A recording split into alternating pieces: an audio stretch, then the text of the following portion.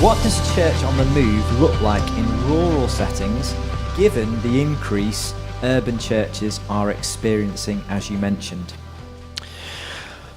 Right, I think we have to do a radical rethink about how we're doing rural church. I think one of the challenges that we've got with rural church is that people who live in rural communities, and I know some of you are here and you can say a lot more about it than I could, also often have a dependence on a nearby town, which is reinforced by the fact that transport links are so much easier these days.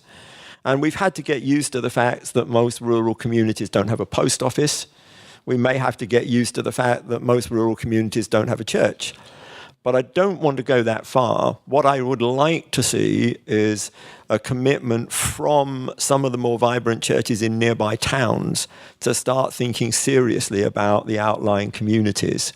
And what's happening a lot of the time is that people in the town churches welcome the fact that families arrive with their teenage children and they're just glad to see them. And they say, oh, it's great to have you here, it's wonderful. But they don't say, where is it you live? And then discover that actually they're in a nearby village and that they might be able to reinforce some kind of input into that village.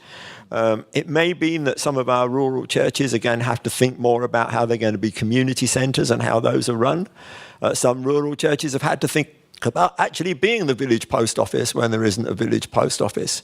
And I don't have any problem with any of that. And I think that some churches get tied up too much with sacred space, thinking that, their church can't be used for anything other than worship. But I do think that what we do need to do is to serve the community. So I think a rural church on the move is probably being supported from a vibrant church somewhere else, but it's actually taking note of the people that are in that community and talking to them and saying, how can we partner with you in order to make an impact in that community? So it's a big, big issue. If we can solve this one, it's going to make a huge, huge difference. Because it will actually, because we will find that as well, there's a reverse trend. We're going to find, and it's already happening, that there's an affluent move into the rural communities and a less affluent move from the rural communities into the towns. So you're going to have a very different makeup. And one of the challenges in some of these communities is that you've got a lot of good housing and a lot of poor housing. And also there are some real challenges. I mean, what about the fact that someone who's grown up in that community, even if they wanted to stay in that community, is unlikely to be able to afford a house in that community? So these are big, big social issues that we need to be addressing. And the government isn't getting it right at the moment.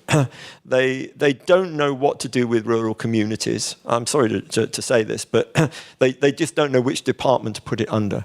And whether it should be under communities, as it is now, housing communities and local government, where the faith minister sits, or whether it sits where it does at the moment, which is much more under the farming and agricultural rural affairs department. We haven't got it right.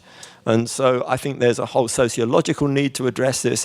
And maybe this is one of the areas where the church could get in first. If we really started thinking this through, we might actually get in first on how to actually make a difference in some of these rural communities. And I really noted what Paul said, that when he was talking about the fact that even in music, we tend to follow the trend. It's time that actually the church became trendsetters rather than trend followers.